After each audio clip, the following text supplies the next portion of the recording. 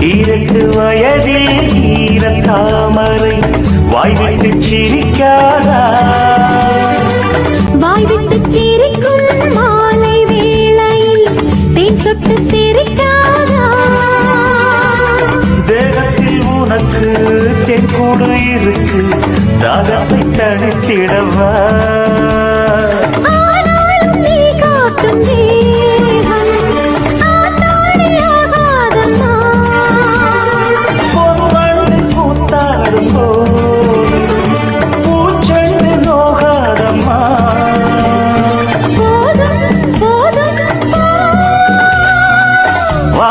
வஞ்சிடமா